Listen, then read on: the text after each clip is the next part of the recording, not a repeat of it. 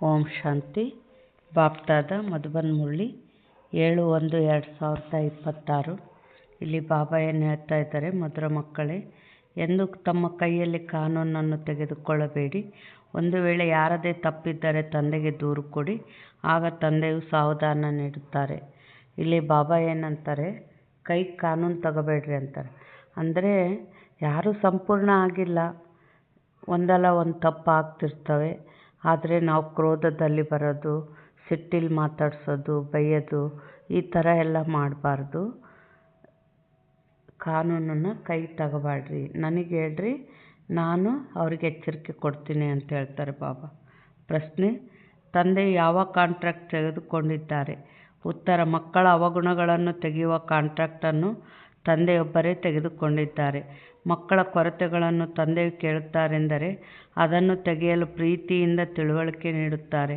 ಒಂದು ವೇಳೆ ನೀವು ಮಕ್ಕಳಿಗೆ ಯಾವುದೇ ನಿರ್ಬಲತೆ ಕಂಡುಬಂದರೂ ಸಹ ನೀವು ತಮ್ಮ ಕೈಯಲ್ಲಿ ಕಾನೂನನ್ನು ತೆಗೆದುಕೊಳ್ಳಬೇಡಿ. ಕಾನೂನನ್ನು ತೆಗೆದುಕೊಳ್ಳುವುದು ಸಹ ತಪ್ಪಾಗಿದೆ. ಇಲ್ಲಿ ಬಾಬಾ ಯಾಕೆ ಕಾನೂನು ತಗೋಬೇಡ ಅಂತಾರೆ? ಈಗ ಸಿಟ್ಟು ಮಾಡ್ಕೊಂಡ್ರೆ ನಮ್ಮ ಸ್ಥಿತಿಗಳು ಕೆಡ್ತಾವೆ. ಇಲ್ಲೇನು ಹೇಳೋಷ್ಟು ಹೇಳೋದು, ನಮ್ಮ ಲಕ್ಷ್ಯದ ಕಡೆಗೆ ನಮಗೆ ಇದು ಇರಬೇಕು, ನಾವು ಗುರಿ ಮುಟ್ಟೋದ್ರ ಕಡೆ ನಮಗಿರಬೇಕು. ಬೇರೆಯವ್ರಿಗೆ ಬುದ್ಧಿ ಕಲಿಸೋದು ಎಲ್ಲ ಮಾಡೋದು ಬಾಬನ ಜವಾಬ್ದಾರಿ, ಬಾಬಾ ಮಾಡ್ತಾರೆ. ಅದಕ್ಕೆ ನನಗೆ ಹೇಳ್ರಿ, ನೀವು ಕಾನೂನು ಕೈ ತಗೋಬೇಡ್ರಿ ಅಂತಾರೆ. ಓಂ ಶಾಂತಿ. ಮಧುರಾತಿ ಮಧುರ ಆತ್ಮಿಕ ಮಕ್ಕಳು ತಂದೆಯಿಂದ ರಿಫ್ರೆಶ್ ಆಗಲು ಬರುತ್ತೀರಿ, ಏಕೆಂದರೆ ಬೇಹದ್ದಿನ ತಂದೆಯಿಂದ ಬೇಹದ್ದಿನ ರಾಜ್ಯ ಭಾಗ್ಯವನ್ನು ಪಡೆಯಬೇಕೆಂಬುದು ನೀವು ಮಕ್ಕಳಿಗೆ ತಿಳಿದಿದೆ. ಇದನ್ನು ಎಂದೂ ಮರೆಯಬಾರದು, ಆದರೆ ಮರೆತು ಹೋಗುತ್ತೀರಿ. ಮಾಯೆಯು ಮರೆಸಿಬಿಡುತ್ತದೆ. ಒಂದು ವೇಳೆ ಮರೆಸದಿದ್ದರೆ ಬಹಳ ಖುಷಿ ಇರುವುದು. ತಂದೆ ತಿಳಿಸುತ್ತಾರೆ, ಮಕ್ಕಳೇ, ಈ ಬ್ಯಾಡ್ಜನ್ನು ಪದೇ ಪದೇ ನೋಡುತ್ತಾ ಇರಿ, ಚಿತ್ರಗಳನ್ನು ನೋಡುತ್ತಾ ಇರಿ, ನಡೆಯುತ್ತಾ ತಿರುಗಾಡುತ್ತಾ ಬ್ಯಾಡ್ಜನ್ನು ನೋಡಿಕೊಳ್ಳುತ್ತಾ ಇರಿ. ನಡೆಯುತ್ತಾ ತಿರುಗಾಡುತ್ತಾ ಬ್ಯಾಡ್ಜನ್ನು ನೋಡಿಕೊಳ್ಳುತ್ತಾ ಇರಿ. ಆಗ ತಂದೆಯ ಮೂಲಕ, ತಂದೆಯ ನೆನಪಿನಿಂದ ನಾವು ಈ ರೀತಿ ಆಗುತ್ತಿದ್ದೇವೆ, ದೈವಿ ಗುಣಗಳನ್ನು ಧಾರಣೆ ಮಾಡಿಕೊಳ್ಳಬೇಕೆಂಬುದು ಅರ್ಥವಾಗುತ್ತದೆ. ಬಾಬಾ ಏನು ಹೇಳಿದರು? ಆ ಚಿತ್ರ ಲಕ್ಷ್ಮೀನಾರಾಯಣರ ಫೋಟೋ ನೋಡ್ತಾ ಇರ್ರಿ ಅಂತ ಹೇಳ್ತಾರೆ ಬಾಬಾ. ಅಂದ್ರೇನು? ನಾವೇನು ಪಡಿಬೇಕು ಅಂತ 2500 ವರ್ಷ ಭಕ್ತಿ ಮಾಡಿವಲ್ಲ, ಆಯುಷ್ಯು, ಆರೋಗ್ಯ, ಸಂಪತ್ತು, ಸುಖಿ ಸಂಸಾರ, ಗೌರವ, ಅದನ್ನು ಲಕ್ಷ್ಮೀನಾರಾಯಣರು 100% ಪಡೆದಿದ್ದಾರೆ. ಈ ಥರ ನಾವು ಪಡಿಬೇಕು. ಪಡೆದ್ರೆ ನಾವು ಈ ಥರ ದೇವತೆಗಳಾಗ್ತೀವಿ, ಡಬಲ್ ಕಿರೀಟಧಾರಿಗಳು. ಇಡೀ ಜಗತ್ತು ನಮ್ಮ ಮುಂದೆ ತಲೆಬಾಗಿ ನಿಂತಿರ್ತತೆ. ಇದು ಪಡಿಬೇಕು ಅನ್ನೋದು ನಿಮ್ಮಲ್ಲಿ ಬರ್ತತೆ ಅಂತ ಬಾಬಾ ಹೇಳ್ತಾರೆ. ಹಗಲು ರಾತ್ರಿ ಮಧುರಾತಿ ಮಧುರ ಮಕ್ಕಳೇ ಎಂದು ಹೇಳುತ್ತಿರುತ್ತಾರೆ, ಆದರೆ ಮಧುರಾತಿ ಮಧುರ ಬಾಬಾ ಎಂದು ಮಕ್ಕಳು ಹೇಳುವುದಿಲ್ಲ. ವಾಸ್ತವದಲ್ಲಿ ಇಬ್ಬರಿಗೂ ಹೇಳಬೇಕು, ಇಬ್ಬರೂ ಮಧುರರಲ್ಲವೇ? ಬೇಹದ್ದಿನ ಬಾಪ್ದಾದ. ಆದರೆ ಕೆಲವರು ದೇಹಾಭಿಮಾನಿಗಳು ಕೇವಲ ತಂದೆಗೆ ಮಾತ್ರ ಮಧುರಾತಿ ಮಧುರ ಬಾಬಾ ಎಂದು ಹೇಳುತ್ತಾರೆ. ಕೆಲವು ಮಕ್ಕಳಂತೂ ಕ್ರೋಧದಲ್ಲಿ ಬಂದು ಕೆಲವೊಮ್ಮೆ ಬಾಪ್ದಾದರವರಿಗೂ ಏನಾದರೂ ಹೇಳಿಬಿಡುತ್ತಾರೆ. ತಂದೆಗೆ ಹೇಳಿದರೆ ದಾದಾರವರಿಗೂ ಹೇಳಿದ್ದರೂ ಒಂದೇ ಮಾತಾಗುತ್ತದೆ. ಕೆಲವೊಮ್ಮೆ ಬ್ರಾಹ್ಮಣಿಯರ ಮೇಲೆ ಕೆಲವೊಮ್ಮೆ ಪರಸ್ಪರ ಮುನಿಸಿಕೊಳ್ಳುತ್ತಾರೆ. ಬೇಹದ್ದಿನ ತಂದೆ ಕುಳಿತು ಮಕ್ಕಳಿಗೆ ಶಿಕ್ಷಣ ಕೊಡುತ್ತಾರೆ. ಹಳ್ಳಿಯಲ್ಲಿ ಬಹಳ ಮಂದಿ ಮಕ್ಕಳಿದ್ದಾರೆ. ಬಾಬಾ ಇಲ್ಲೇನು ಹೇಳ್ತಾ ಇದ್ದಾರೆ? ಹಳ್ಳಿಯಲ್ಲಿ ಬಹಳ ಮಂದಿ ಮಕ್ಕಳಿದ್ದಾರೆ, ಎಲ್ಲರಿಗೂ ಬರೆಯುತ್ತಿರುತ್ತಾರೆ. ನೀವು ಬಹಳ ಕೋಪ ಮಾಡಿಕೊಳ್ಳುತ್ತೀರಿ ಎಂದು ನಿಮ್ಮ ಮೇಲೆ ದೂರು ಬರುತ್ತಿದೆ ಎಂದು ಹೇಳುತ್ತಾರೆ. ಬೇಹದ್ದಿನ ತಂದೆ ಇದಕ್ಕೆ ದೇಹಾಭಿಮಾನವೆಂದೇ ಹೇಳುತ್ತಾರೆ.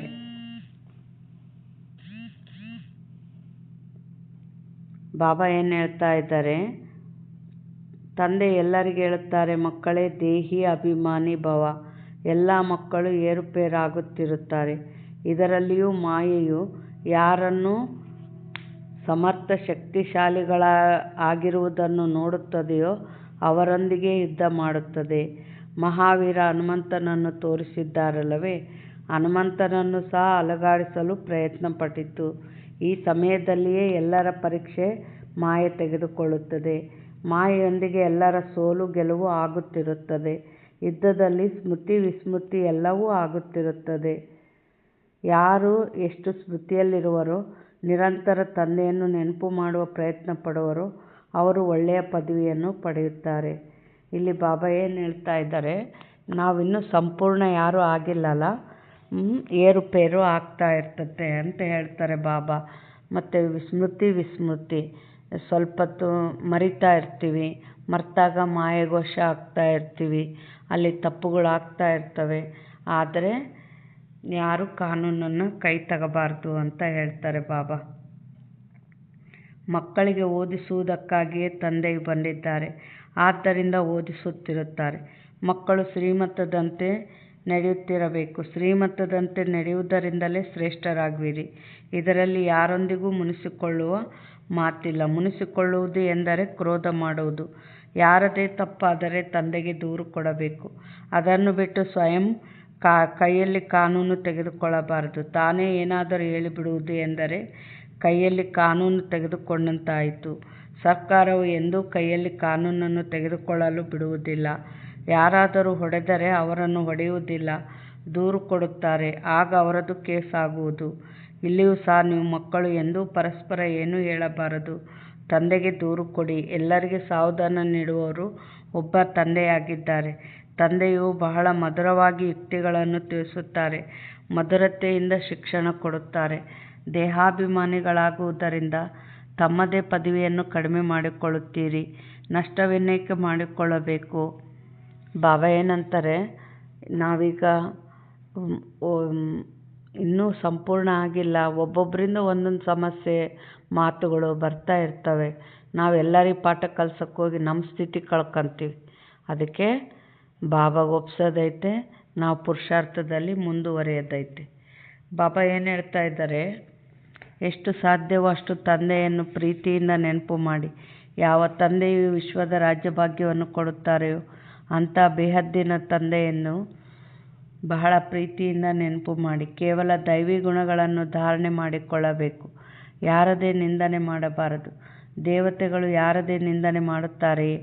ಕೆಲವು ಮಕ್ಕಳಂತೂ ನಿಂದನೆ ಮಾಡದ ಹೊರತು ಇರುವುದೇ ಇಲ್ಲ. ನೀವು ತಂದೆಗೆ ತಿಳಿಸಿ, ಆಗ ತಂದೆಯು ಬಹಳ ಪ್ರೀತಿಯಿಂದ ತಿಳಿಸಿಕೊಡುತ್ತಾರೆ. ಇಲ್ಲದಿದ್ದರೆ ಸಮಯವು ವ್ಯರ್ಥವಾಗುತ್ತದೆ. ನಿಂದನೆ ಮಾಡುವುದಕ್ಕಿಂತಲೂ ತಂದೆಯನ್ನು ನೆನಪು ಮಾಡಿರಿ, ಆಗ ಬಹಳ ಬಹಳ ಲಾಭವಾಗುವುದು. ಯಾರೊಂದಿಗೂ ವಾದ ವಿವಾದ ಮಾಡದಿರುವುದೇ ಬಹಳ ಒಳ್ಳೆಯದಾಗಿದೆ. ನಾವು ಹೊಸ ಪ್ರಪಂಚದ ರಾಜಧಾನಿಯನ್ನು ಸ್ಥಾಪನೆ ಮಾಡುತ್ತಿದ್ದೇವೆಂದು ನೀವು ಮಕ್ಕಳ ಅಂತರದಲ್ಲಿ ತಿಳಿದುಕೊಳ್ಳುತ್ತೀರಿ. ನಿಮ್ಮಲ್ಲಿ ಎಷ್ಟೊಂದು ನಶೆ ಇರಬೇಕು. ಮುಖ್ಯವಾದುದು ನೆನಪು ಮತ್ತು ದೈವಿ ಗುಣಗಳು. ಮಕ್ಕಳು ಚಕ್ರವನ್ನು ನೆನಪು ಮಾಡುತ್ತೀರಿ, ಅದಂತೂ ಸಹಜವಾಗಿ ನೆನಪಿಗೆ ಬರುತ್ತದೆ. 84 ಜನ್ಮಗಳ ಚಕ್ರವಲ್ಲವೇ? ನಿಮಗೆ ಸೃಷ್ಟಿಯ ಆದಿ ಮಧ್ಯ ಅಂತ್ಯ ಕಾಲಾವಧಿಯ ಸ್ಪಷ್ಟ ಜ್ಞಾನವು ತಿಳಿದಿದೆ. ಅಂದ ಮೇಲೆ ಅನ್ಯರಿಗೂ ಬಹಳ ಪ್ರೀತಿಯಿಂದ ಪರಿಚಯ ಕೊಡಬೇಕಾಗಿದೆ. ಬೇಹದ್ದಿನ ತಂದೆಯು ನಮ್ಮನ್ನು ವಿಶ್ವದ ಮಾಲೀಕರನ್ನಾಗಿ ಮಾಡುತ್ತಿದ್ದಾರೆ, ರಾಜಯೋಗವನ್ನು ಕಲಿಸುತ್ತಿದ್ದಾರೆ. ವಿನಾಶವು ಸಮ್ಮುಖದಲ್ಲಿದೆ. ಇದು ಸಂಗಮ ಯುಗವಾಗಿದೆ.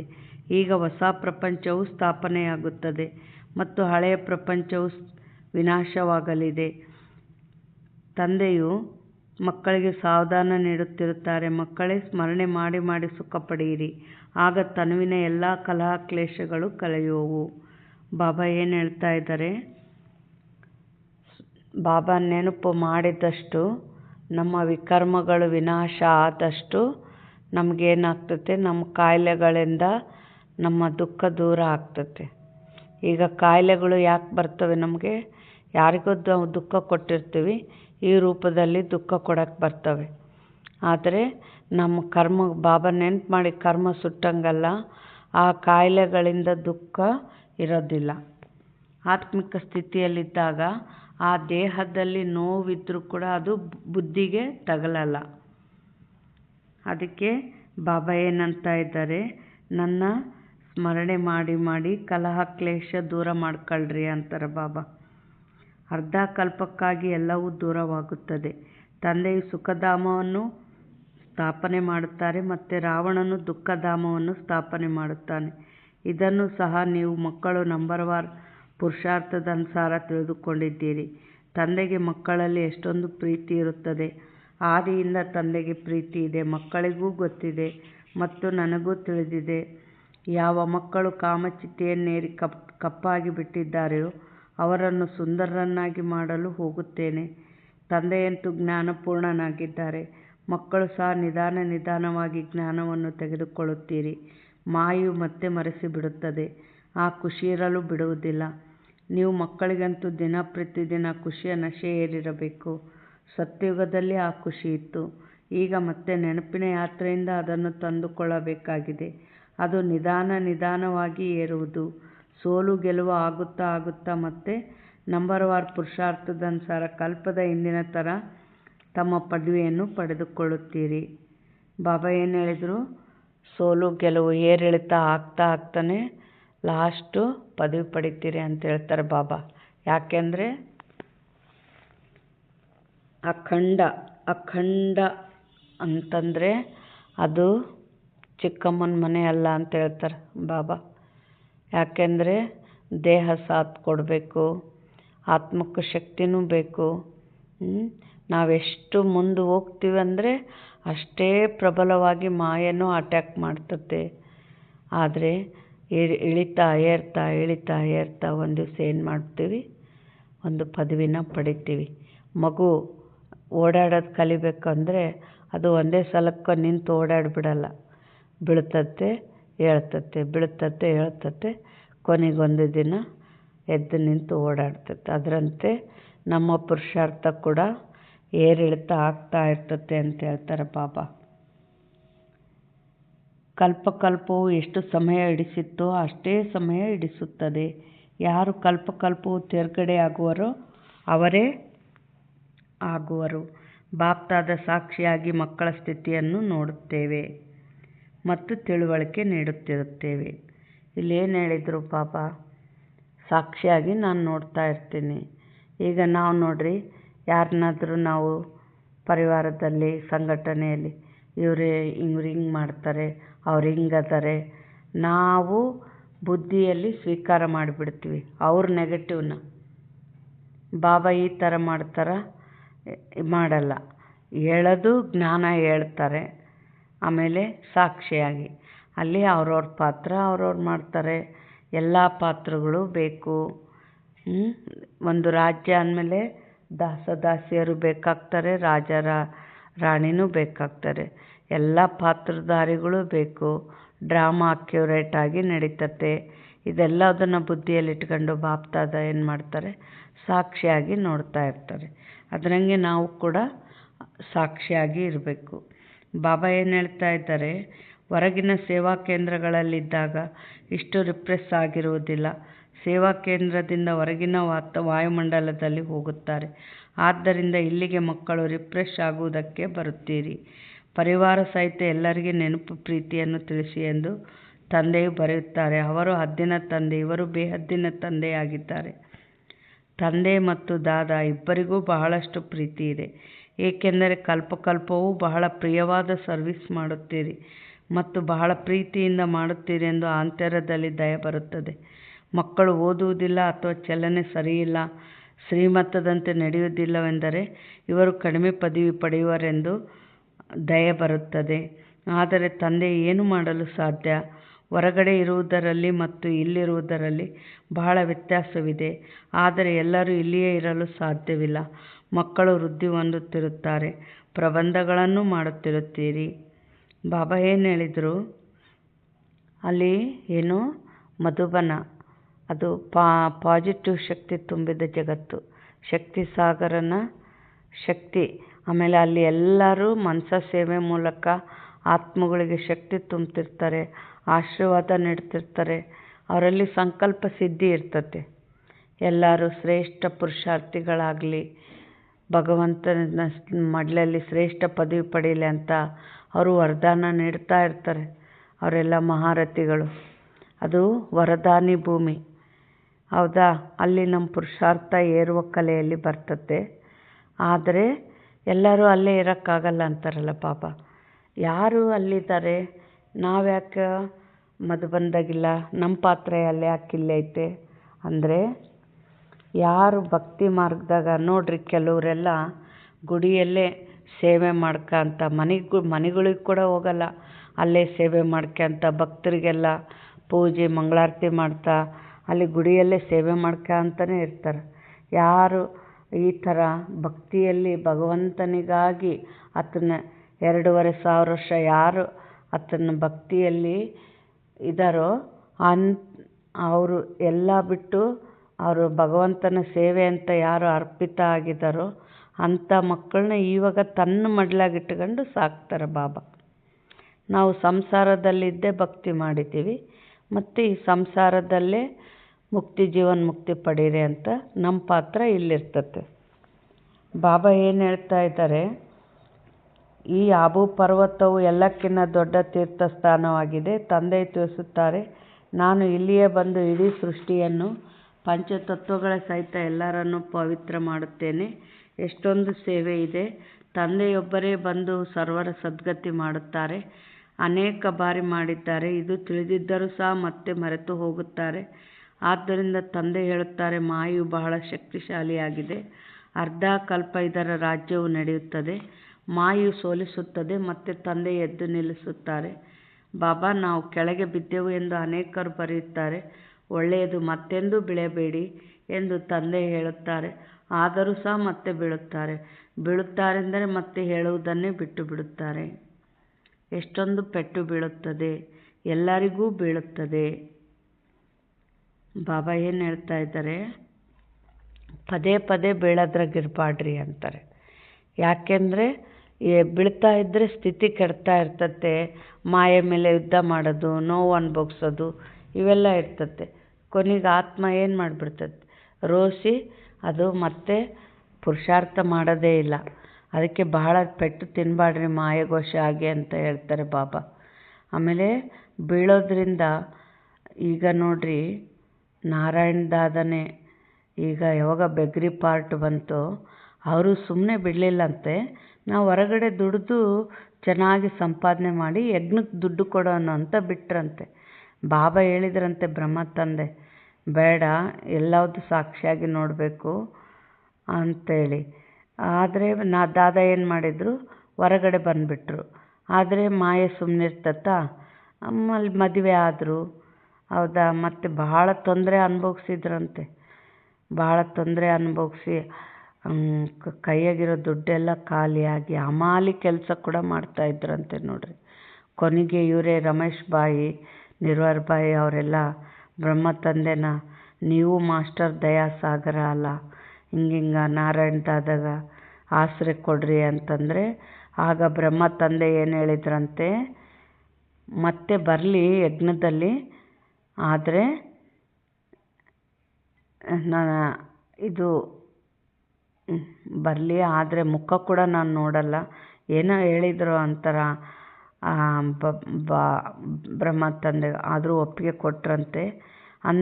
ಮತ್ತೆ ಬಂದು ಪುರುಷಾರ್ಥ ಮಾಡಿದರು. ಬಟ್ ಅಷ್ಟು ದಿನ ವೇಸ್ಟ್ ಆಯ್ತಲ್ಲ, ಹೊರಗಡೆ ಜಗತ್ತಿಗೆ ಹೋಗಿ ಮಾಯೆಗೆ ವಶ ಆಗಿ. ಮತ್ತು ಈ ದೀದಿಯರು ಪಡೆಯುವಂಥ, ಅಲ್ಲೇ ಇದ್ದು ಪಡೆಯುವಂಥ ಪುರುಷಾರ್ಥ ಆಯ್ತಾ ಅವ್ರಿಗೆ? ಇಲ್ಲ. ಅದಕ್ಕೆ ಕಳೆದ ದಿನಗಳು ಮತ್ತೆ ಬರಲ್ಲ. ಇಲ್ಲಿ ಬಾಬಾ ಏನು ಹೇಳ್ತಾರೆ, ಒಂದು ಕಾಳು ಕೂಡ ಹುಸಿ ಹೋಗಲ್ಲ ಅಂತಾರೆ. ಎಲ್ಲರೂ ಅಂತಿಮದಲ್ಲಿ ಬಂದೇ ಬರ್ತಾರೆ. ಆದರೆ ನಾವು ಕಳೆದುಕೊಂಡ ಸಮಯ ಮತ್ತೆ ಸಿಗಲ್ಲ. ಅದಕ್ಕೆ ಪದೇ ಪದೇ ಪೆಟ್ಟು ತಿನ್ನಬಾಡ್ರಿ, ಬೀಳಬಾಡ್ರಿ ಅಂತ ಬಾಬಾ ಹೇಳ್ತಾ ಇದ್ದಾರೆ. ಈಗ ತಂದೆಯು ನಮಗೆ ಓದಿಸುತ್ತಿದ್ದಾರೆ, ಇಲ್ಲಿ ನೀವು ಬಹಳ ರಿಫ್ರೆಶ್ ಆಗುತ್ತಿದ್ದೀರಿ. ಯಾರು ನಿಮ್ಮ ನಿಂದನೆ ಮಾಡುವರೋ ಅವರೇ ನಿಮ್ಮ ಮಿತ್ರರು. ಏನು ಹೇಳಿದರು ಬಾಬಾ? ನಿಂದನೆ ಮಾಡೋರೇ ಮಿತ್ರರು ಅಂದರು. ಅಂದರೆ ನಮ್ಮ ಕೊರತೆಗಳನ್ನ ತೋರಿಸ್ತಾರೆ. ನಾವೇನು ತಪ್ಪು ಮಾಡ್ತೀವಿ ಅಂತ ಅವ್ರು ತೋರಿಸ್ತಾರೆ. ನಮ್ಮ ತಪ್ಪುಗಳ ಅರಿವಾದಾಗ ನಾವು ಪರಿವರ್ತನೆ ಆಗೋಕ್ಕೆ ಸಾಧ್ಯ. ಅದಕ್ಕೆ ಅವರೇ ನಿಮ್ಮ ಮಿತ್ರರು ಅಂತ ಹೇಳ್ತಾರೆ ಬಾಬಾ. ಈ ಎಲ್ಲವೂ ವಿದ್ಯೆಯ ಮೇಲೆ ಆಧಾರಿತವಾಗಿದೆ. ಭಗವಾನ್ ವಾಚ, ನನಗೆ ಎಷ್ಟೊಂದು ನಿಂದನೆ ಮಾಡುತ್ತಾರೆ, ಆದರೆ ಪುನಃ ನಾನು ಮಿತ್ರನಾಗುತ್ತೇನೆ. ನನಗೆ ಎಷ್ಟೇ ನಿಂದನೆ ಮಾಡಿದರೂ ಸಹ ಇವರೆಲ್ಲರೂ ನನ್ನ ಮಕ್ಕಳೇ ಆಗಿದ್ದಾರೆ ಎಂದು ತಿಳಿಯುತ್ತೇನೆ. ಇಲ್ಲಿ ಬಾಬಾ ಏನು ಹೇಳಿದರು, ಒಳ್ಳೆಯವ್ರಿಗೆ ನಾವು ಒಳ್ಳೇದು ಮಾಡೋದು ದೊಡ್ಡದಲ್ಲ, ಕೆಟ್ಟೋರಿಗೆ ಒಳ್ಳೇದು ಮಾಡೋದೈತಲ್ಲ, ಆಮೇಲೆ ಕೆಟ್ಟವ್ರನ್ನೂ ಕೂಡ ದಾರಿ ಪರಿವರ್ತನೆ ಮಾಡಿ ಒಳ್ಳೆಯವ್ರು ಮಾಡೋದೈತಲ್ಲ, ಇದು ಪುರುಷಾರ್ಥ ಅಂತ ಹೇಳ್ತಾರೆ ಬಾಬಾ. ಈ ಸಮಯದಲ್ಲಿ ಬಹಳ ಎಚ್ಚರಿಕೆ ಇರಬೇಕು. ಭಿನ್ನ ಭಿನ್ನ ಸ್ಥಿತಿಯನ್ನು ಹೊಂದಿದ ಮಕ್ಕಳಿದ್ದಾರೆ. ಎಲ್ಲರೂ ಪುರುಷಾರ್ಥ ಮಾಡುತ್ತಿರುತ್ತಾರೆ. ಯಾವುದೇ ತಪ್ಪಾದರೂ ಸಹ ಪುರುಷಾರ್ಥ ಮಾಡಿ ಮತ್ತೆ ಸರಿಪಡಿಸಿಕೊಳ್ಳಬೇಕು. ಮಾಯು ಎಲ್ಲರಿಂದ ತಪ್ಪುಗಳನ್ನು ಮಾಡಿಸುತ್ತದೆ. ಇದು ಮಲ್ಲವಿದ್ದವಲ್ಲವೇ? ಕೆಲವೊಮ್ಮೆ ಇಂತಹ ಪೆಟ್ಟುಗಳು ಬೀಳುತ್ತದೆ, ಒಮ್ಮೆಲೇ ಬೀಳಿಸಿಬಿಡುತ್ತದೆ. ತಂದೆಯು ಸಾವಧಾನ ನೀಡುತ್ತಾರೆ, ಮಕ್ಕಳೇ, ಹೀಗೆ ಸೋಲುತ್ತಿದ್ದರೆ ಮಾಡಿಕೊಂಡಿರುವ ಸಂಪಾದನೆಯೆಲ್ಲವೂ ಸಮಾಪ್ತಿಯಾಗುವುದು. 5ನೇ ಅಂತಸ್ತಿನಿಂದ ಕೆಳಗೆ ಬೀಳುತ್ತೀರಿ. ಬಾಬಾ ಇಂಥ ತಪ್ಪನ್ನು ಮತ್ತೆಂದೂ ಮಾಡುವುದಿಲ್ಲ, ಈಗ ಕ್ಷಮಿಸಿ ಎಂದು ಹೇಳುತ್ತಾರೆ. ಆದರೆ ತಂದೆಯನ್ನು ಕ್ಷಮೆ ಮಾಡುವರು, ತಂದೆಯು ಪುರುಷಾರ್ಥ ಮಾಡಿ ಎಂದು ಹೇಳುತ್ತಾರೆ. ಅಂದರೆ ಬಾಬಾ ಏನು ಹೇಳ್ತಾರೆ, ತಪ್ಪು ಮಾಡಿದ್ವಿ ಅಂದರೆ ಅಲ್ಲಿ ಬೇರೆ ಕೆಟ್ಟ ಸಂಸ್ಕಾರ ಇತ್ತು, ಮಾಡಿದ್ವಿ, ಮತ್ತು ಒಳ್ಳೆಯ ದಾರಿಯಲ್ಲಿ ನಡೆದು ಒಳ್ಳೆಯ ಸಂಸ್ಕಾರ ಮಾಡ್ಕೊಳ್ರಿ, ಅದಕ್ಕೆ ಪುರುಷಾರ್ಥ ಮಾಡಿರಿ, ನಾನೇನು ಕ್ಷಮೆ ಮಾಡಲಿ ಅಂತ ಬಾಬಾ ಹೇಳ್ತಾರೆ. ಆದರೆ ತಂದೆಯನ್ನು ಕ್ಷಮೆ ಮಾಡುವರು. ತಂದೆಗೆ ಗೊತ್ತಿದೆ ಮಾಯೆಯು ಬಹಳ ಪ್ರಬಲವಾಗಿದೆ, ಅನೇಕರನ್ನು ಸೋಲಿಸುತ್ತದೆ. ಶಿಕ್ಷಕರ ಕರ್ತವ್ಯವಾಗಿದೆ ಶಿಕ್ಷಣ ಕೊಟ್ಟು ತಪ್ಪನ್ನು ಸರಿಪಡಿಸುವುದು. ಯಾರಾದರೂ ತಪ್ಪು ಮಾಡಿದರೆ ಯಾವಾಗಲೂ ಅವರು ಅದನ್ನೇ ಮಾಡುತ್ತಿರುತ್ತಾರೆ ಎಂದಲ್ಲ, ಒಳ್ಳೆಯ ಗುಣಗಳನ್ನೇ ಗಾಯನ ಮಾಡಲಾಗುತ್ತದೆ, ತಪ್ಪುಗಳ ಗಾಯನವಾಗುವುದಿಲ್ಲ. ಅವಿನಾಶಿ ವೈದ್ಯರಂತೂ ಒಬ್ಬರೇ ತಂದೆಯಾಗಿದ್ದಾರೆ, ಅವರು ಔಷಧಿ ನೀಡುತ್ತಾರೆ. ನೀವು ಮಕ್ಕಳು ತಮ್ಮ ಕೈಯಲ್ಲಿ ಏಕೆ ಕಾನೂನನ್ನು ತೆಗೆದುಕೊಳ್ಳುತ್ತೀರಿ? ಯಾರಲ್ಲಿ ಕ್ರೋಧದ ಅಂಶವಿರುವುದೋ ಅವರು ನಿಂದನೆಯನ್ನೇ ಮಾಡುತ್ತಿರುತ್ತಾರೆ. ಸುಧಾರಣೆ ಮಾಡುವುದು ತಂದೆಯ ಕರ್ತವ್ಯವಾಗಿದೆ, ಸುಧಾರಣೆ ಮಾಡುವವರು ನೀವಲ್ಲ. ಯಾರಲ್ಲಾದರೂ ಕ್ರೋಧದ ಭೂತವಿದೆ, ಅವರು ಅನ್ಯರ ನಿಂದನೆ ಮಾಡುತ್ತಾರೆಂದರೆ ತಮ್ಮ ಕೈಯಲ್ಲಿ ಕಾನೂನನ್ನು ತೆಗೆದುಕೊಳ್ಳುವುದರಿಂದ ಅವರು ಸುಧಾರಣೆಯಾಗುವುದಿಲ್ಲ, ಅವರು ಇನ್ನೂ ಆಗದಂತಾಗಿ ಬಿಡುತ್ತಾರೆ, ಉಪ್ಪು ನೀರಾಗಿ ಬಿಡುತ್ತಾರೆ. ಎಲ್ಲ ಮಕ್ಕಳಿಗೋಸ್ಕರ ಒಬ್ಬ ತಂದೆಯೇ ಕುಳಿತಿದ್ದಾರೆ. ತನ್ನ ಕೈಯಲ್ಲಿ ಕಾನೂನನ್ನು ತೆಗೆದುಕೊಂಡು ಯಾರದೇ ನಿಂದನೆ ಮಾಡುವುದು ಬಹಳ ತಪ್ಪಾಗಿದೆ. ಎಲ್ಲರಲ್ಲಿ ಯಾವುದಾದರೊಂದು ಬಲಹೀನತೆಯಂತೂ ಇದ್ದೇ ಇರುತ್ತದೆ. ಯಾರೂ ಸಂಪೂರ್ಣರಾಗಿಲ್ಲ, ಒಬ್ಬೊಬ್ಬರಲ್ಲಿಯೂ ಒಂದೊಂದು ಅವಗುಣವಿರುತ್ತದೆ. ಅವೆಲ್ಲವನ್ನೂ ತೆಗೆಯುವ ಕಾಂಟ್ರಾಕ್ಟ್ ಒಬ್ಬ ತಂದೆಯೇ ತೆಗೆದುಕೊಳ್ಳುತ್ತಾರೆ. ಇದು ನಿಮ್ಮ ಕೆಲಸವಲ್ಲ. ಮಕ್ಕಳ ನಿರ್ಬಲತೆಗಳನ್ನು ತಂದೆಯು ಕೇಳಿದಾಗ ಅದನ್ನು ತೆಗೆಯಲು ಪ್ರೀತಿಯಿಂದ ತಿಳುವಳಿಕೆ ನೀಡುತ್ತಾರೆ. ಇಲ್ಲಿಯವರೆಗೂ ಯಾರೂ ಸಂಪೂರ್ಣರಾಗಿಲ್ಲ, ಎಲ್ಲರೂ ಶ್ರೀಮತದಂತೆ ಸಂಪೂರ್ಣರಾಗುತ್ತಿದ್ದಾರೆ. ಅಂತಿಮದಲ್ಲಿಯೇ ಸಂಪೂರ್ಣರಾಗಬೇಕಾಗಿದೆ. ಈ ಸಮಯದಲ್ಲಿ ಎಲ್ಲರೂ ಪುರುಷಾರ್ಥಿಗಳಾಗಿದ್ದಾರೆ. ಬಾಬಾ ಏನು ಹೇಳ್ತಾ ಇದ್ದಾರೆ, ನನಗೆ ಶಕ್ತಿ ಇದೆ, ನಾನೆಲ್ಲ ಪ್ರೀತಿಯಿಂದ ತಿಳಿಸಿ ಹೇಳಿ ಅವರ ಅವಗುಣಗಳನ್ನ ತೆಗಿತೀನಿ. ಯಾಕೆ ಹೇಳ್ತಾರೆ ಬಾಬಾ ಕಾನೂನು ಕೈ ತಗೋಬೇಡ್ರಿ ಅಂತ? ನಾವೇನಾದರೂ ಸಿಟ್ಟಿನಲ್ಲಿ ಹೇಳಿದಾಗ ಅವರು ಕ್ಲಾಸಿಗೆ ಬರೋದೇ ಬಿಟ್ಟು ಬಿಡ್ತಾರೆ. ಅವರು 84 ಜನ್ಮದ ಅದೃಷ್ಟಕ್ಕೆ ಪೆಟ್ಟು ಬೀಳ್ತತೆ, ಅದಕ್ಕೆ ನಾವು ನಿಮಿತ್ತ ಆಗಬಾರ್ದು. ಇವಾಗ ರಾಜುಭಾಯಿ ಒಂದು ಏನು ಹೇಳಿದರು ಅಂದರೆ, ತಮ್ಮ ಅನುಭವ ಹೇಳಿದರು. ಒಬ್ಬರು ಮಧುಬನದಲ್ಲಿ ಒಬ್ಬರು ಬರೀ ಭಾಳ ತಪ್ಪು ಮಾಡ್ತಿದ್ರಂತೆ. ದಾದಿ ಇವ್ರನ್ನ ಯಜ್ಞದಿಂದ ಹೊರಗೆ ಹಾಕ್ಬಿಡೋನು, ಎಷ್ಟು ಹೇಳಿದ್ರು ಕೇಳ್ತಾ ಇಲ್ಲ ಅಂದ್ರಂತೆ. ಆಗ ದಾದಿ ಹೇಳಿದ್ರಂತೆ, ಅಲ್ಲ ಹೊರಗೆ ಹಾಕ್ಬಿಟ್ರೆ ಅವನು ಸರೋಗ್ಬಿಡ್ತಾನ? ಇಂಥ ಯಜ್ಞದಲ್ಲೇ ಅವನು ಸರಿ ಹೋಗ್ತಾ ಇಲ್ಲ ಅಂದರೆ ಹೊರಗೆ ಹಾಕ್ಬಿಟ್ರೆ ಸರಿ ಹೋಗ್ತಾನ? ಇರಲಿ, ಬಾಬಾ ಆದರೆ ಸರಿ ಮಾಡೋರು ಮಾಡ್ತಾರೆ. ದಾದಿ ಏನು ಹೇಳಿದ್ರಂತೆ ಅಂದರೆ, ಅಲ್ಲಿ ಅವ್ರ ಲಕ್ಷ್ಯ ಏನು, ಆ ಆತ್ಮ ಸರಿ ಹೋಗ್ಬೇಕನ್ನೋದು. ಇವಾಗ ನಮಗೇನು ಯಾರನ್ನ ಏನು ಮಾಡತ್ಲೆ, ಇವ್ರು ಹಂಗೆ ಮಾಡ್ತಾರೆ ಹಿಂಗೆ ಮಾಡ್ತಾರೆ, ಇವರಿಂದ ದೂರ ಆಗಿಬಿಡಬೇಕು ನಮ್ಮ ಆಲೋಚನೆಗಳು. ದಾದಿ ಆಲೋಚನೆಯನ್ನು ಒಟ್ಟು ಹೇಗಾದರೂ ಅದು ಸರಿ ಹೋಗೋದ್ರ ಕಡೆ ಲಕ್ಷ್ಯ ಇರಲಿ. ಆ ತಪ್ಪು ಬಾಬಾ ತಿದ್ದುತ್ತಾರೆ, ಸರಿ ಹೋಗ್ತಾರೆ ಅಂತ ದಾದಿ ಹೇಳಿದ್ರಂತೆ. ಮತ್ತೇನು ಹೇಳಿದ್ರಂತೆ, ಒಂದು ವೇಳೆ ಆತ ತಪ್ಪು ತಿದ್ದುಕೊಂಬಲಿಲ್ಲ ಅಂದರೆ ಆತಗೆ ಯಜ್ಞದಾಗ ಇರೋಕ್ಕಾಗಲ್ಲ, ತಾನಾಗೇ ಬಿಟ್ಟು ಹೋಗ್ತಾನೆ. ನಾವ್ಯಾಕೆ ಹೊರಗೆ ಹಾಕಿ ಅದಕ್ಕೆ ಆ ಪಾಪಕ್ಕೆ ನಾವ್ಯಾಕೆ ನಿಮಿತ್ತ ಆಗಬೇಕು ಅಂದ್ರಂತೆ ದಾದಿ. ನೋಡ್ರಿ, ಅವ್ರದ್ದು ಹೈಯೆಸ್ಟ್ ಥಿಂಕಿಂಗ್. ಅದಕ್ಕೆ ಬಾಬಾ ಇಲ್ಲಿ ನಿಮ್ಮ ಕೈಲಿ ಪ್ರೀತಿಲಿ ಹೇಳೋಕ್ಕಾದ್ರೆ ಹೇಳ್ರಿ, ಕಾನೂನನ್ನು ಕೈ ತಗೋಬೇಡ್ರಿ ಅಂತ ಬಾಬಾ ಹೇಳ್ತಾರೆ. ಮಕ್ಕಳಿಗೆ ಪ್ರೀತಿಯಿಂದ ಶಿಕ್ಷಣ ಕೊಡುತ್ತಿರುತ್ತಾರೆ. ಶಿಕ್ಷಣ ಕೊಡುವುದು ತಂದೆಯ ಕರ್ತವ್ಯವಾಗಿದೆ. ಅದರಂತೆ ನಡೆಯುವುದು ನಡೆಯದೇ ಇರುವುದು ಅವರ ಅದೃಷ್ಟದ ಮೇಲಿದೆ. ಎಷ್ಟು ಕಡಿಮೆ ಪದವಿ ಆಗಿಬಿಡುತ್ತದೆ. ಶ್ರೀಮತದಂತೆ ನಡೆಯದೇ ಇರುವ ಕಾರಣ ಏನಾದರೂ ಅಂಥದ್ದನ್ನು ಮಾಡಿದರೆ ಪದವಿ ಭ್ರಷ್ಟವಾಗುವುದು. ನಾನು ಇಂಥ ತಪ್ಪನ್ನು ಮಾಡಿದೆನು. ನಾವು ಬಹಳ ಪರಿಶ್ರಮ ಪಡಬೇಕಾಗುವುದು ಎಂದು ಮನಸ್ಸು ತಿನ್ನುತ್ತದೆ. ಯಾರದೇ ಅವಗುಣವಿದ್ದರೆ ಅದನ್ನು ತಂದೆಗೆ ತಿಳಿಸಬೇಕಾಗಿದೆ. ಅಲ್ಲಿ ಇಲ್ಲಿ ತಿಳಿಸುವುದು ದೇಹಾಭಿಮಾನವಾಗಿದೆ. ತಂದೆಯನ್ನು ನೆನಪು ಮಾಡುವುದಿಲ್ಲ. ಅವ್ಯಭಿಚಾರಿಯಾಗಬೇಕಲ್ಲವೇ? ಒಬ್ಬರಿಗೆ ತಿಳಿಸುತ್ತೀರಿ ಎಂದರೆ ಅವರು ಕೂಡಲೇ ಸುಧಾರಣೆಯಾಗುವರು. ಸುಧಾರಣೆ ಮಾಡುವವರು ಒಬ್ಬರೇ ತಂದೆಯಾಗಿದ್ದಾರೆ. ಉಳಿದವರೆಲ್ಲರೂ ಸುಧಾರಣೆಯಾಗದಿರುವವರೇ ಆಗಿದ್ದಾರೆ. ಆದರೆ ಮಾಯೆಯು ತಲೆಯನ್ನೇ ತಿರುಗಿಸಿಬಿಡುತ್ತದೆ. ತಂದೆಯು ಮುಖವನ್ನು ಒಂದು ಕಡೆ ತಿರುಗಿಸುತ್ತಾರೆ, ಮಾಯೆಯು ಇನ್ನೊಂದು ಕಡೆ ತಿರುಗಿಸಿಬಿಡುತ್ತದೆ. ಸುಧಾರಣೆ ಮಾಡಿ ಮನುಷ್ಯರಿಂದ ದೇವತೆಗಳನ್ನಾಗಿ ಮಾಡುವುದಕ್ಕಾಗಿಯೇ ತಂದೆ ಬಂದಿದ್ದಾರೆ. ಅಂದ ಮೇಲೆ ಎಲ್ಲೆಂದರಲ್ಲಿ ಅನ್ಯರ ಹೆಸರನ್ನು ಹಾಳು ಮಾಡುವುದು ನಿಯಮಕ್ಕೆ ವಿರುದ್ಧವಾಗಿದೆ. ನೀವು ಶಿವತಂದೆಯನ್ನು ನೆನಪು ಮಾಡಿ, ಅವರ ಬಳಿಯೇ ತೀರ್ಮಾನವಿದೆಯಲ್ಲವೇ? ಕರ್ಮಗಳ ಫಲವನ್ನು ತಂದೆಯೇ ಕೊಡುತ್ತಾರೆ. ಭಲೆ ಡ್ರಾಮಾದಲ್ಲಿದೆ. ಆದರೆ ಯಾರದಾದರೂ ಹೆಸರನ್ನು ತೆಗೆದುಕೊಳ್ಳುತ್ತಾರಲ್ಲವೇ? ತಂದೆಯಂತೂ ಮಕ್ಕಳಿಗೆ ಎಲ್ಲ ಮಾತುಗಳನ್ನು ತಿಳಿಸುತ್ತಿರುತ್ತಾರೆ. ನೀವು ಎಷ್ಟು ಸೌಭಾಗ್ಯಶಾಲಿಗಳಾಗಿದ್ದೀರಿ. ಎಷ್ಟೊಂದು ಮಂದಿ ಅತಿಥಿಗಳು ಬರುತ್ತಾರೆ. ಯಾರ ಬಳಿ ಬಹಳ ಮಂದಿ ಅತಿಥಿಗಳು ಬರುವರೋ ಅವರು ಖುಷಿಯಾಗುತ್ತಾರೆ. ಅಂದಾಗ ಇವರು ಮಕ್ಕಳೂ ಆಗಿದ್ದಾರೆ, ಅತಿಥಿಗಳೂ ಆಗಿದ್ದಾರೆ. ನಾನು ಮಕ್ಕಳನ್ನು ದೇವತೆಗಳ ಥರ ಸರ್ವಗುಣ ಸಂಪನ್ನರನ್ನಾಗಿ ಮಾಡಬೇಕೆಂಬುದೇ ಶಿಕ್ಷಕರ ಬುದ್ಧಿಯಲ್ಲಿರುತ್ತದೆ. ಡ್ರಾಮಾ ಪ್ಲಾನ್ ಅನುಸಾರ ಈ ಕಾಂಟ್ರಾಕ್ಟನ್ನು ತಂದೆಯೇ ತೆಗೆದುಕೊಂಡಿದ್ದಾರೆ. ಮಕ್ಕಳು ಮುರಳಿಯನ್ನೆಂದೂ ತಪ್ಪಿಸಬಾರದು. ಬಾಬಾ ಏನು ಹೇಳ್ತಾ ಇದ್ದಾರೆ? ಮುರಳಿನ ತಪ್ಪಿಸಬಾರ್ದು ಅಂತಾರೆ. ಯಾಕೆ? ನಾವು 23 ತಾಸು ನೆಗೆಟಿವ್ ಮಾತುಗಳ ಜಗತ್ತಿನಲ್ಲೇ ಅದೀವಿ, ಕೊಕ್ಕರೆಗಳ ಮಧ್ಯ. ಅದರಿಂದ ನಾವು ಬಚಾವಾಗಬೇಕಂದ್ರೆ ಇವು ಪಾಸಿಟಿವ್ ವಿಚಾರಗಳು.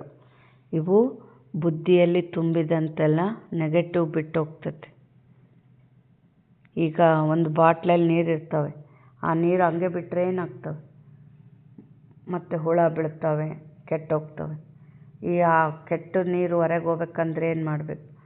ಒಂದು ಪೈಪಿಲೆ ಶುದ್ಧ ನೀರು ಬಿಟ್ಟಂಗೆಲ್ಲ ಕೆಟ್ಟ ನೀರು ಹೊರಗೆ ಹೋಗ್ತೈತೆ. ಅದರಂತೆ ನಾವು ಈ ದೇಹಧಾರಿಗಳ ಜಗತ್ತಿನಲ್ಲಿ ಅದೀವಿ. ಮೋಹ, ಹೌದಾ? 63 ಜನ್ಮದ ಸಂಸ್ಕಾರ ಇರ್ತತೆ. ಅದಕ್ಕೆ ಆದಷ್ಟು ನಾವು ಮುರಳಿ ಕೇಳ್ತಾ ಇದ್ರೆ ಅಲ್ಲಿ ನಾವೇನು ತಪ್ಪು ಮಾಡೀವಿ ಅನ್ನೋದು ಗೊತ್ತಾಗ್ತಿರ್ತತೆ. ಅದಕ್ಕೆ ಈಗ ಫಸ್ಟು ಅದು ಬೆಳಗಿನ ಸಮಯನೇ ಕೇಳಬೇಕು. ಯಾಕೆ? ಬುದ್ಧಿ ಖಾಲಿ ಇರ್ತತೆ. ಆಗ ಜ್ಞಾನ ರತ್ನಗಳಿಂದ ಭರ್ಪೂರ ಆಗಿಬಿಟ್ರೆ ಮತ್ತೆ ಎಂಥದ್ದೇ ಮಾಯೆ ಬರಲಿ ಗುರ್ತಿಡಿದು ಆ ಮಾಯೆಯಿಂದ ಬಚಾವಾಗ್ತೀವಿ. ಅದಕ್ಕೆ ಬಾಬಾ ಏನು ಹೇಳ್ತಾ ಇದ್ದಾರೆ? ಎಂದೂ ಮುರಳಿನ ತಪ್ಪಿಸ್ಬೇಡ್ರಿ ಅಂತ ಹೇಳ್ತಾರೆ ಬಾಬಾ. ಒಂದು ಮುರಳಿಯನ್ನು ತಪ್ಪಿಸಿದರೂ ಸಹ ಶಾಲೆಯಲ್ಲಿ ಗೈರು ಹಾಜರಿಯಾದಂತೆ. ಇದು ಬೇಹದ್ದಿನ ತಂದೆಯ ಶಾಲೆಯಾಗಿದೆ. ಇಲ್ಲಂತೂ ಒಂದು ದಿನವೂ ತಪ್ಪಿಸಬಾರದು. ತಂದೆಯೇ ಬಂದು ಓದಿಸುತ್ತಾರೆ. ಪ್ರಪಂಚದಲ್ಲಿ ಯಾರಿಗೂ ತಿಳಿದಿಲ್ಲ ಸ್ವರ್ಗದ ಸ್ಥಾಪನೆ ಹೇಗಾಗುತ್ತದೆ ಎಂಬುದನ್ನು ಸಹ ಯಾರೂ ತಿಳಿದುಕೊಂಡಿಲ್ಲ. ನೀವು ಎಲ್ಲವನ್ನೂ ತಿಳಿದುಕೊಂಡಿದ್ದೀರಿ. ಈ ವಿದ್ಯೆಯು ಬಹಳ ಬಹಳ ಸಂಪಾದನೆ ಮಾಡಿಕೊಳ್ಳಲು ಮೂಲವಾಗಿದೆ. ಈ ವಿದ್ಯೆಯ ಫಲವು ಜನ್ಮ ಜನ್ಮಾಂತರಕ್ಕಾಗಿ ಸಿಗುತ್ತದೆ. ಎಲ್ಲ ವಿನಾಶದ ಸಂಬಂಧವು ನಿಮ್ಮ ವಿದ್ಯೆಯೊಂದಿಗೆ ಇದೆ. ನಿಮ್ಮ ವಿದ್ಯೆಯು ಮುಕ್ತಾಯವಾದಾಗ ಈ ಯುದ್ಧವು ಆರಂಭವಾಗುತ್ತದೆ.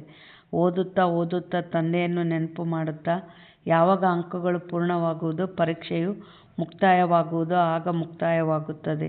ನಿಮ್ಮ ವಿದ್ಯೆಯು ಮುಗಿಯಿತೆಂದರೆ ಯುದ್ಧ ಆರಂಭವಾಗುವುದು. ಹೊಸ ಪ್ರಪಂಚಕ್ಕಾಗಿ ಇದು ಹೊಸ ಜ್ಞಾನವಾಗಿದೆ. ಆದ್ದರಿಂದ ಮನುಷ್ಯರು ತಬ್ಬಿಬ್ಬಾಗುತ್ತಾರೆ.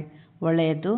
ಮಧುರಾತಿ ಮಧುರ ಅಗಲಿ ಹೋಗಿ ಮರಳಿ ಸಿಕ್ಕಿರುವ ಮಕ್ಕಳ ಪ್ರತಿ ಮಾತ್ಪಿತಾ ಬಾಪ್ದಾದರವರ ನೆನಪು, ಪ್ರೀತಿ ಹಾಗೂ ಸುಪ್ರಭಾತ. ಆತ್ಮಿಕ ತಂದೆಯಿಂದ ಆತ್ಮಿಕ ಮಕ್ಕಳಿಗೆ ನಮಸ್ತೆ. ಆತ್ಮಿಕ ಮಕ್ಕಳಿಂದ ಆತ್ಮಿಕ ತಂದೆ ತಾಯಿಗೆ ನೆನಪು, ಪ್ರೀತಿ ಹಾಗೂ ಸುಪ್ರಭಾತ. ನಮಸ್ತೆ ನಮಸ್ತೆ ನಮಸ್ತೆ. ಯಾರದೇ ಅವಗುಣಗಳನ್ನು ನೋಡಿ ಅವರ ನಿಂದನೆ ಮಾಡಬಾರದು. ಎಲ್ಲೆಂದರಲ್ಲಿ ಅವರ ಅವಗುಣಗಳನ್ನು ಹೇಳಬಾರದು. ತನ್ನ ಮಧುರತೆಯನ್ನು ಬಿಡಬಾರದು. ಕ್ರೋಧದಲ್ಲಿ ಬಂದು ಯಾರನ್ನು ಹೆದರಿಸಬಾರದು.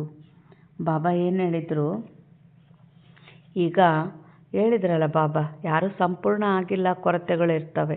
ನಾವೇನು ಮಾಡಿಬಿಡ್ತೀವಿ, ಪರಿವಾರದಲ್ಲಿ ಸುಮ್ಮನೆ ನೆಗೆಟಿವ್ ಮಾತಾಡ್ಕೊಂತ ವೈಬ್ರೇಷನ್ ಕೆಡಿಸ್ತೀವಿ ಸಂಘಟನೆಯಲ್ಲಿ. ಆಮೇಲೆ ಹೊಸ ಹೊಸ ಆತ್ಮಗಳು ಬಂದಿರ್ತವೆ. ಇವಾಗ ಹಳಬರಿಗಾದರೆ ಇದು ಡ್ರಾಮಾ, ಅವ್ರವ್ರ ಪಾತ್ರ, ಇದೆಲ್ಲ ಜ್ಞಾನ ಗೊತ್ತಿರ್ತೈತೆ. ಹೊಸಬ್ರಿಗೆ ಇನ್ನೂ ಗೊತ್ತಿರಲ್ಲ.